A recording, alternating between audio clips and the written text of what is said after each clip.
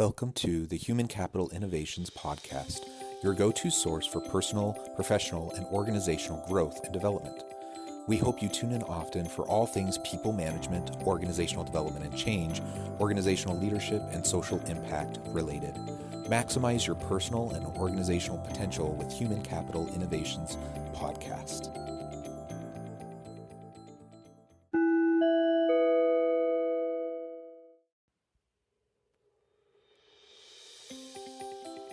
Welcome to the Human Capital Innovations Podcast. As part of our Forbes feature series, spotlighting thought-provoking Forbes videos and their key takeaways, today I explored Julie Sweet's recent Forbes video, Accenture CEO's Advice to Women, Stand Out.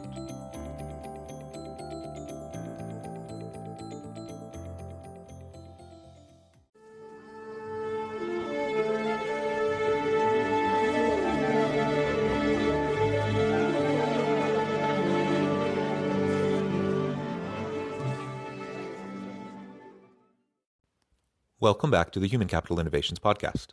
I'm excited to be with you again today for this Forbes feature series episode. Today I'll be exploring Julie Sweet's recent Forbes video, Accenture CEO's Advice to Women, Stand Out. In this video, we hear lessons in reinvention, self-confidence, and the power of embracing your fears from Julie Sweet, the CEO of Accenture North America.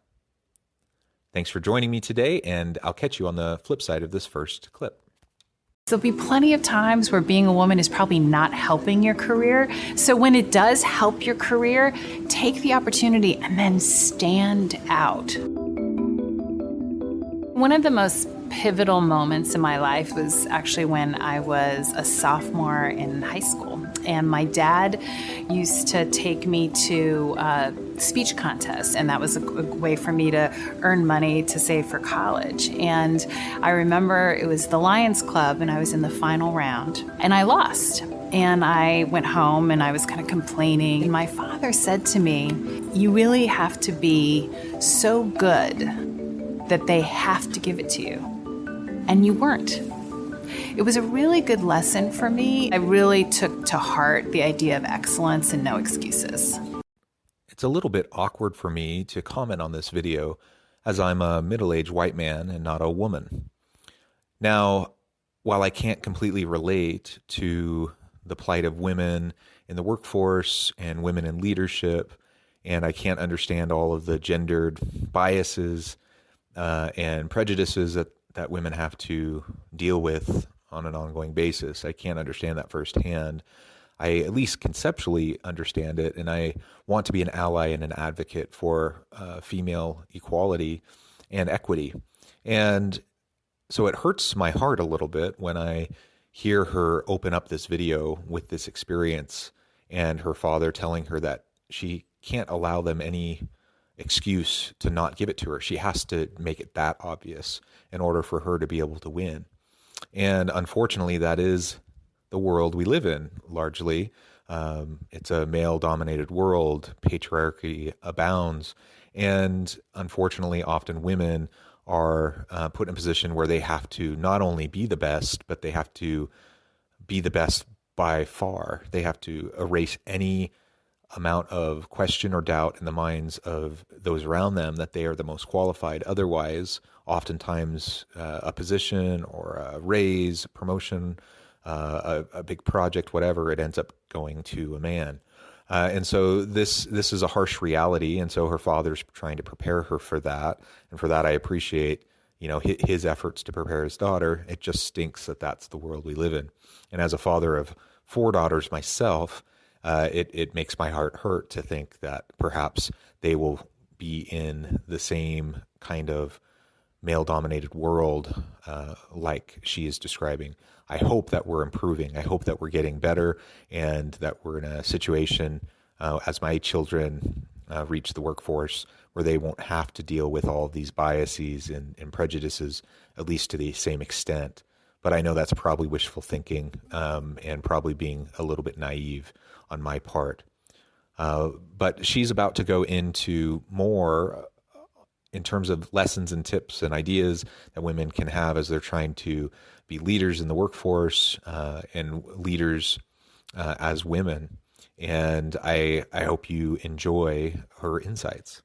You made what some would see as a surprising or bold career move after spending 17 years at a law firm to make the move to Accenture. Did you see that as a career risk or a big jump? I don't think I fully contemplated how much of a risk it was. I was really thinking about, how do I want to live my life? I was 42 years old, and I said, I can see my future. Like, I know what the next 20 years are going to be like if I stay here. And Accenture really provided an opportunity to challenge myself. Because if you think about it, I went from the young girl who had never traveled outside the US, who went and studied Chinese. Then I went to law school, and I grew up in a family that didn't sort of live in the corporate world. Then I became general counsel at a company of technology, and I didn't know that. And so each time you make a choice, and it's a choice about reinvention. I love the idea of reinvention, and that she was willing to upend her successful career because she didn't feel challenged or stretched, and she couldn't see herself doing that for the next 20 plus years. So she opted instead to reinvent herself and to move into a new role that would be challenging, that would stretch her, where she could develop new capabilities and capacities, new competencies.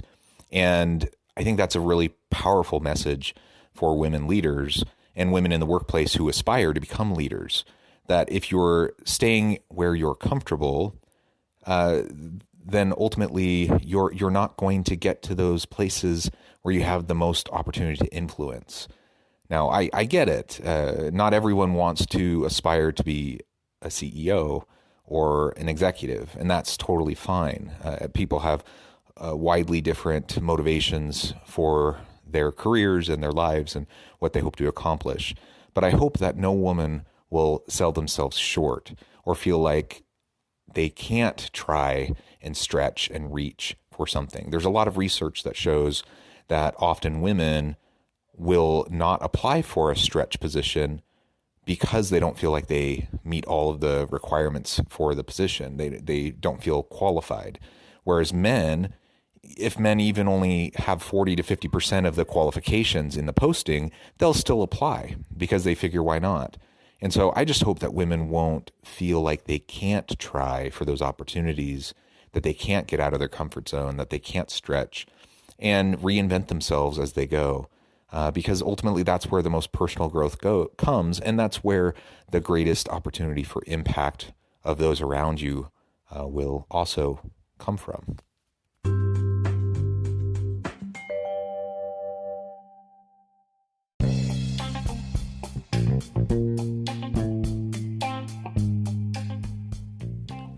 I'm excited to announce the publication of my new book from HCI Press, The Alchemy of Truly Remarkable Leadership: Ordinary, Everyday Actions that Produce Extraordinary Results.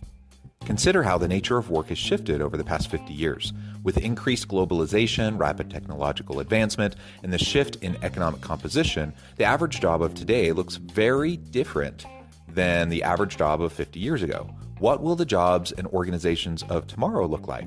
Moreover, what does this all mean for organizational leaders? What are the core competencies and capabilities of organizations and their leadership that are prepared for continued disruption and geopolitical and socioeconomic shifts?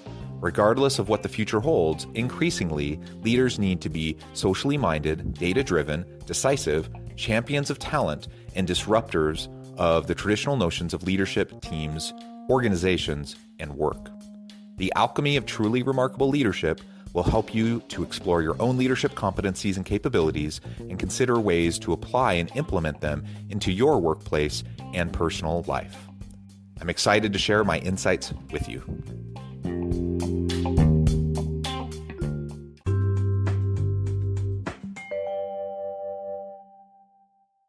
How would you describe your leadership style now, and how has it evolved over time? I've always been someone who has been collaborative, but I would say it's collaboration on steroids. I learned early in my career that tapping into the best people and not having an ego, right? Really knowing what you don't know and what you do know and how to bring teams together is how to be most effective. Having intellectual humility is so important for any leader if you want to be successful. Now, checking your ego at the door and recognizing you're not the expert on all things and really tapping into the collective genius of your people. And I like how she talks about collaboration on steroids, that when you truly recognize the potential of your people and you recognize their expertise and you empower them and you rely on them, then you can accomplish so much more. And that's something that she saw as a leader that she could really utilize to maximize her own potential. So check your ego at the door, have some intellectual humility, know that you don't have all the answers, rely on those around you, support those around you, and you know what? They're going to end up supporting you, and they're going to end up making you look good. That's a lesson for all leaders, but I think it's definitely important for female leaders as well, because you're under the spotlight and the scrutiny is on you, and you have the opportunity to really demonstrate your capacity through leveraging the capacity of all of your people. It's not fair that the spotlight is on you more so than maybe your male counterparts, but that's the way it is. And that's one of the reasons why she's been so successful in her career. Throughout your career, you're someone who has always pushed yourself outside of your comfort zone. What pushes you outside of your comfort zone now? I feel like every day I'm being pushed outside my comfort zone because, you know, what we're doing as a company is trying to help our clients lead disruption instead of being disrupted. One of the ways that I keep myself like kind of grounded is my husband bought this little sign that hangs on our wall, and it says, if your dreams don't scare you, they're not big enough. And so when I'm facing uncertainty or worried about, you know, is this the right strategy in the face of what we need? I think about that and say, okay, good. If I'm a little scared, it must mean that I'm doing the right thing. Lead disruption instead of being disrupted. That requires you to be comfortable with ambiguity, comfortable with uncertainty. And I recognize that most people don't like uncertainty. In fact, we rely on certainty as humans. That's part of the human condition, I think, that we're hardwired to prefer certainty. But the reality isn't certain. The reality is uncertain. The reality is complex. The reality is ambiguous. And so as we recognize disruption is going to be the norm moving forward, we either can be proactive in being the disruptors, or we can be reactive and be disrupted. And ultimately, she has decided that for her and her leadership style, that she's going to embrace the uncertainty, she's going to lean into the ambiguity, and she's going to leverage the collective genius of her people in order to disrupt those around them rather than wait around and see how they get disrupted and have to respond. I think that's a great lesson for all leaders. And I think for female leaders, it also helps you understand that you don't need to worry and be scared of the uncertainty. I get it. It's human nature, but lean into it. Recognize your capacity. Have confidence in yourself. Know that you can do it. And I think she is a fabulous example of that.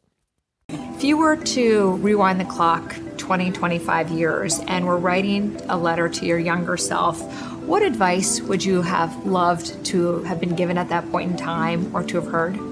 I would say to believe in yourself, because I've often worried and spent more time not having confidence, reached what I wanted to, and then realized, wow, I was a lot better than everyone else, right? And I think you really have to follow your instincts and have confidence to make the journey a little bit less stressful.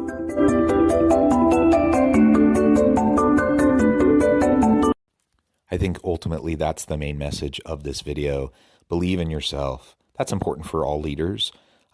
But again, research shows that oftentimes female workers and women leaders don't give themselves enough credit. They are very capable. They're very talented. They are just as well prepared for positions and opportunities and projects as their male counterparts. But Maybe it's because of humility. I'm not sure. But men are oftentimes disproportionately more likely to just dive on in, even if they don't really know what they're doing. That kind of says a lot about gender roles, I suppose, and patriarchy. But regardless of all of that, and without taking the time to unpack all of that, I think ultimately we can just remember, like, have confidence in yourself. Know that you are capable. You can do it. Have some confidence. Move forward into the dark. Lean into the uncertainty. And if you do that, and you really leverage the collective capacities of those around you, you will stand out. You will stand out more than your colleagues. And when you stand out, you will be able to shine a light on all of your accomplishments and the accomplishments of your people. It's not about ego, and it's not about you being the very best, but when you have that kind of excellence in your work, the highlights will naturally come. The spotlight will naturally come to you and shine on what you're doing. And that's the opportunity that all individuals, I think, have in the workplace. And I wish that more female workers, female leaders would take advantage of those opportunities, because they're there and they're ready for you to take, and you just have to reach for it. Have confidence in yourself, and you can do it. Thank you for joining me for this episode of the Human Capital Innovations Podcast. As always, I hope you stay healthy and safe. I hope you find meaning and purpose at work each and every day, and I hope you have a great week.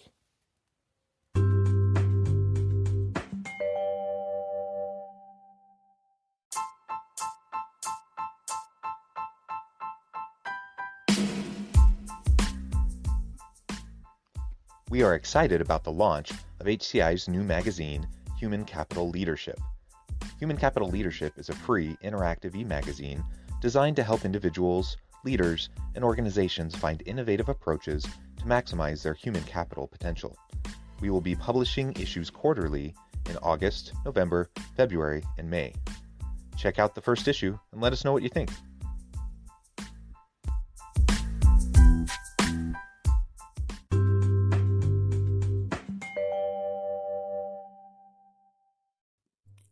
Thanks again for joining us for this episode of the Human Capital Innovations Podcast.